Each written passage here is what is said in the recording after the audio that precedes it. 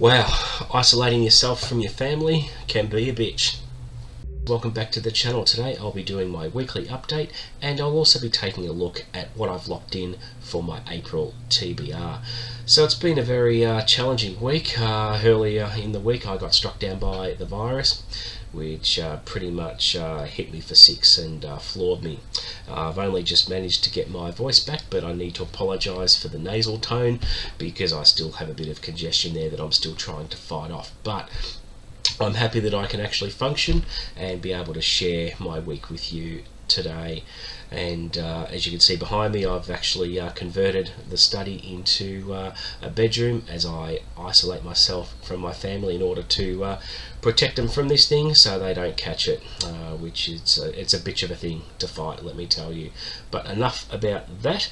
Let's go through what I managed to read this week. So I managed to get through two books, the first of which was Summer Night by Jim Butcher.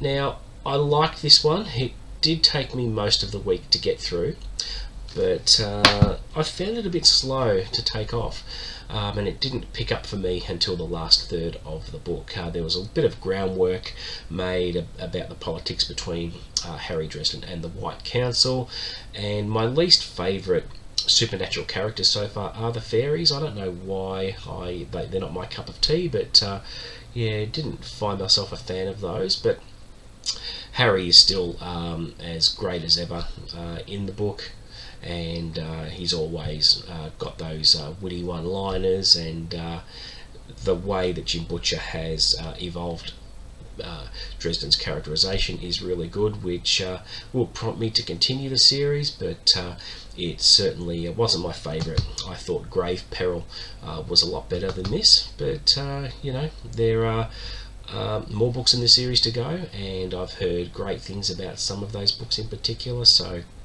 I'll be looking forward to getting stuck into those. Now, the other book I managed to start and finish in about 2 days, which wasn't really hard because when you're in a self-imposed exile in your study, there's not much more to do but read or watch a, a movie or two. So I actually read Recursion by Blake Crouch. This is a book that's been on my radar for a little while now, ever since Mike over at Mike's Book Reviews gave it a plug and raved about it on how good it was. I couldn't wait to pick it up myself and bought it recently, and couldn't really put it down. The plot was brilliant. It's about Helena, who is a very smart person. She had been conducting research into developing a technology where she believes that it can help Alzheimer's patients recall their memories, which is really a noble cause for her. So she manages to construct, with the help of a research assistant who finances the whole thing, she manages to construct what they call a memory chair. So what happens is people go into a sensory deprivation chamber and they have their heart stopped, so they actually physically have to die for their conscience to travel into a memory. So we've got a plot premise here that focuses on time travel, but not as you know it. So it begs the question, what if your consciousness can be transported into one of your memories? And reminded me of how this theory is applied to certain movies. For example, when someone has their consciousness in the book transferred back to an original memory, what happens is they start their new life, but they also retain a duality, if you will, of the new memories and the old memories. So for example, if someone's family member died and their consciousness went back into a time before that death, they would be able to technically save that person if it was an accident or whatnot.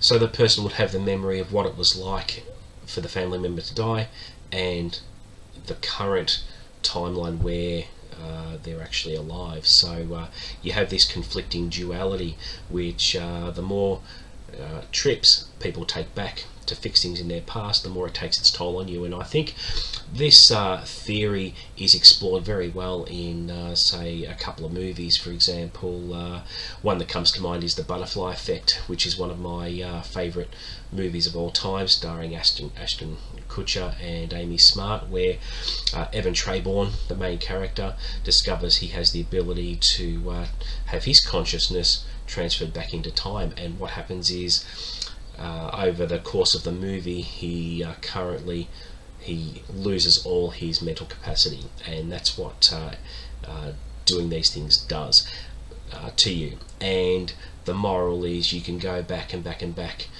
numerous times, but you can't. The universe doesn't let you do what you want to do, essentially. I'm not going to spoil anything, but I found that it was a real roller coaster. You've got to keep your wits about you to follow along, but I found it pretty easy to follow. I found the characters to be really well written and come to life, and I found the conclusion of the book was very, very satisfying. And Blake Crouch's writing style is so smooth that the pages turn themselves, basically. So if you haven't read Recursion, I suggest you pick it up. It's a really quick read. It's just under 300 pages, and as I said, the pages just turn themselves. It was a really enjoyable read, and as I said, took me 2 days to get through it, and just enjoyed it. So they're the two books I managed to get through this week. I am going to be starting Gwendy's Final Task today. There's 4 days left in the month, so I should be able to read this before the end of the month, which will make it 8 books for the month, which isn't too bad. So I didn't actually buy my own copy of Gwendy's Final Task. I've actually borrowed it from my local library instead, but the book was pretty hard to get here in Australia, so there we go. Now, as to what I'm going to be reading for April, let's take a look at my TBR. Now, if I finish Gwendy's Final Task and I have 2 or 3 days left of the month, I'm going to get an early start on Midnight Tides by Stephen Erickson. I have been putting this one off. I was meant to read this one in December last year, but I had burnt myself out, and I felt, look, I'm in the mood to actually get stuck back into the Malazan Empire for April, and I figure if I get a head start, I should be able to clear it up by the end of the first week of April with a bit of luck. We'll see how we go, because I do need to make room this month for a read I'm really looking forward to doing, and I'm going to be doing another reading vlog because I enjoyed Boy's Life last month by Robert McCammon so much. I've decided to get stuck into Swan Song, which is an apocalyptic book, which is about 900 pages long, so it is going to take me a good week to get through that one, and I'll be following the same format as I did for the last vlog, where I'll be checking in. I think the way Robert McCammon's books are set out, he has different parts with sub-chapters, and I figure it's a really good idea for me to just give the live updates when I finish a single part of the book, and I think that worked well for the last one, and it should work well for this one. So it'll probably be made up of 9 or 10 separate videos, given it's a longer book, but I am really looking forward to it. I find Robert McCammon's writing style brilliant, and everyone that I watch on BookTube actually loves that, loves Swan Song as well. So looking forward to that. And next on the list for April is a book I've been putting off for quite some time. I read a lot of James Patterson books, and some of my favourite series are Private and Detective Michael Bennett, two of my favourite series from James Patterson. And I have a lot of these books in this next series I'm going to mention, but I am going to start Along Came a Spider, which is the first Alex Cross book. I've got I think 75% of the entire set just sitting on the shelf waiting to be read, and pleased to say I'm finally going to get around to starting this series, which I've been wanting to read for a few years now. And you know, it's not a long book, it's 440 pages, but I don't think it'll take me too long to get through that one. And the next one, I'm going to be continuing with Peter James's Roy Grace series with Want You Dead.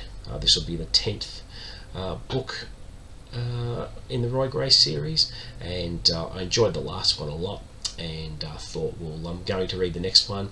I've got them there to read, and they're not a long read either. They've got lots of chapters in there, and there's nothing really complicated about them. Looks like an interesting crime that Roy Grace has to contend with this time, so looking forward to that. And to finish off the TBR for April, I'm going to read another classic, and that will be One Flew Over the Cuckoo's Nest by Ken Kesey. It's one I've been wanting to read for a while. It is on my list of 10 classics to read this year, and I'm looking forward to it. Shouldn't take me too long, but looking forward to that, and I'll let you know what I think. So that is the TBR for April. It's very conservative this month, just 5 books, but considering 2 of those are house bricks, I thought I don't want to set the bar too high, and if all goes well and I get ahead a little bit, if I have a few spare days at the end of the month, I'll pick something else. What that will be, I don't know, but there you go, that is it. So thank you for bearing with me with my stupid nasal voice, and I'm feeling I'm on the mend, and should be back to 100% capacity by mid next week. So there you go. Thank you very much for watching.